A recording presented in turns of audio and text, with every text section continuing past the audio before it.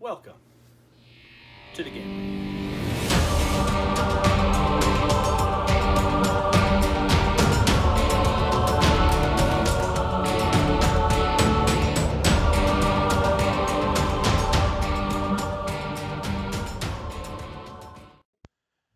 Hey guys, welcome back to the channel. Okay, Rumbleslam, the Masked Mayhem. Let's paint.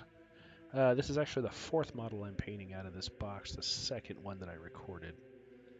But it's going to be the same process we looked at before. Somebody had posted a TTCombat hemostats that I got a long time ago that I've just always held on to, that I use to clip onto the flash that's coming off of their feet.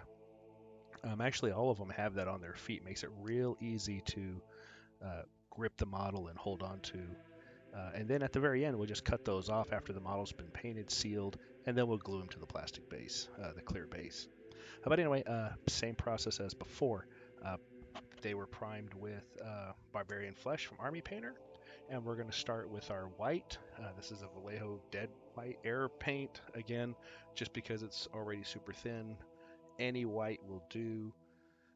And again, we're going to paint his shorts, his cap, armbands, and we'll just go through this again. This one we're going to add a couple of different colors in because he's got a little more on him than the previous. He's got shoulder straps, as you can see, and a big belt buckle right there in the center.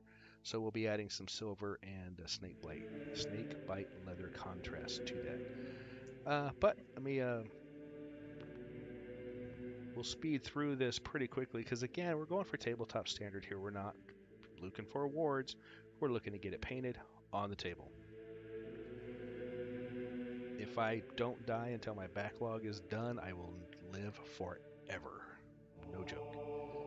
So, again, we're going to put it on there. We're going to probably do a couple of coats of the white so we get a nice white on there. We'll come back and we'll shade the white with the gray contrast in a bit.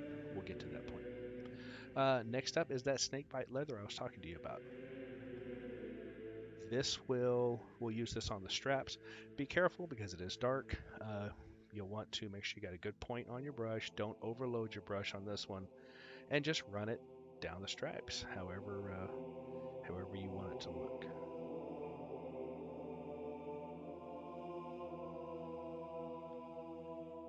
So just be very careful.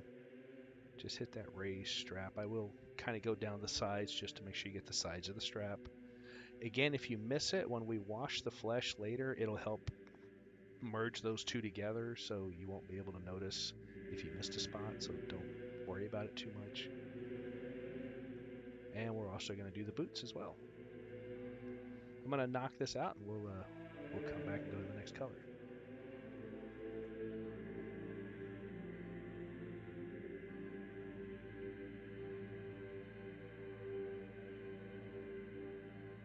Alright, with the snakebite leather complete, we're going to do the red, the Blood Angels red. This is another contrast paint. We're going to get that entire ruffle around his neck done in one coat of this contrast. It's great stuff. As I told you in the last video, contrast paints, they're the way to go. They're awesome. Between those and my Army Painter set, I don't really need any other paints. So again, be very careful around his neck, unless you're going for a bloody effect, which you probably don't want on these guys. Just be very careful around it, and then just make sure you get on. Now those ruffles, they do have a lot of little, I want to say holes. I mean, it's just where the ruffle is that you'll want to make sure you poke your brush into to get all of that red inside there. Okay, once the red is complete, we're going to move on to our next color, which will be the contrast black. Again, we're going to use this on the mask around his eyes. Just be very careful. I mean, unless you want to just blacken his whole eyes, you can. But it's really, they are wearing a mask. So as you look at the model very closely, just very lightly, make sure you have a sharp brush, and just very slowly just work your way around and get that mask nice and black.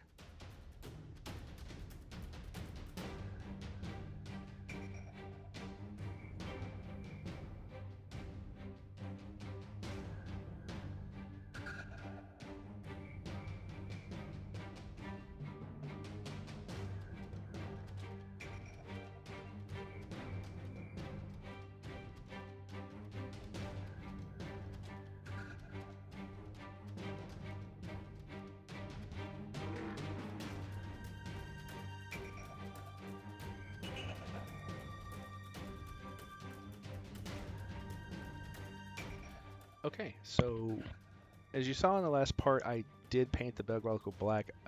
Didn't really come out the way I wanted it to. Not really sure why I did it that way, but anyway, we're going to paint it with shining silver and just get that all the way around it. We're going to wash that later. We'll solve that, and then I'm going to do the knee pads in silver too, just because I think it looks cool. You can do the knee pads whatever color you want. I just thought the silver looked cool.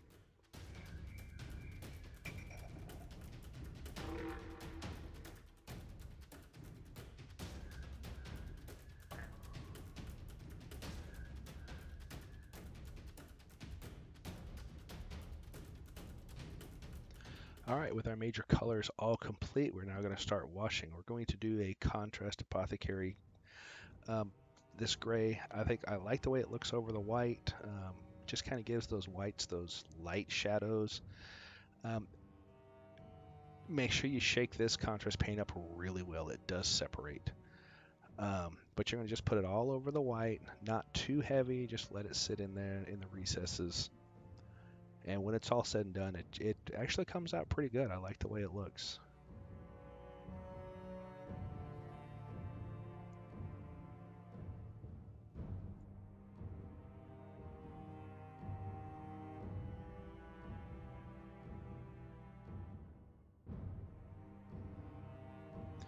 I do apologize about getting off the screen there. It is not easy to paint with a camera right in your face.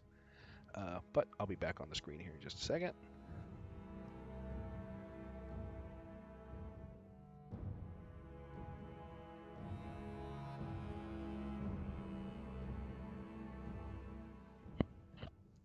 Alright, next up will be the dark tone. In this, we're just going to cover the silver areas, the knee pads, and the belt buckle. Just get on there till you get it, darker and shaded the way you like it. I just kind of put it all around. Not too much, just enough to take that high shine off, give it some shadow effect. Neat thing about these knee pads is they actually have a little rim around them that's kind of an indentation, which allows that shade to just really highlight the outside edge of those knee pads.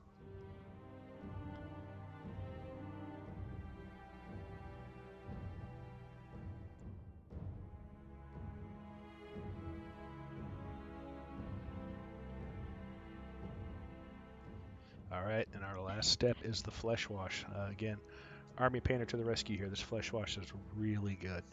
I just mix it all over the Barbarian flesh primer that we used. Try to do it in stages. I do each area, get it done, and then move on. Don't let it pool too much or you'll get big brown splotches, kind of like you see on that one leg, but I'll clean that up right there. But you'll just need to do it in sections. Make sure you get everything coated. If you do miss a spot, it's easy to go back and fix.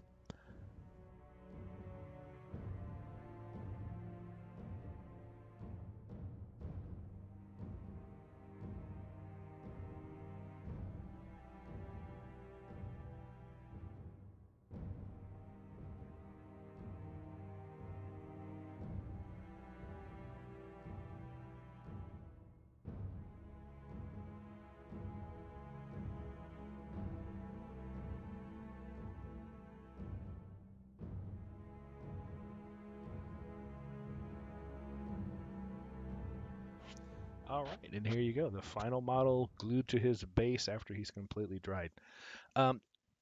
Again, the flesh wash really helps bring out the muscle tone, really gives him a final, it just kind of pulls the whole model together. And again, from a distance, there you go. We're going for tabletop here. I told you before, I told you in the last video, I'm not Angel Heraldez, but I just paint for the fun of it and just to get color on the models because they look better. Anyway, I hope you enjoyed this. Hope this helps. Hope you learned something. Thanks for watching. Hit that subscribe button. Thanks.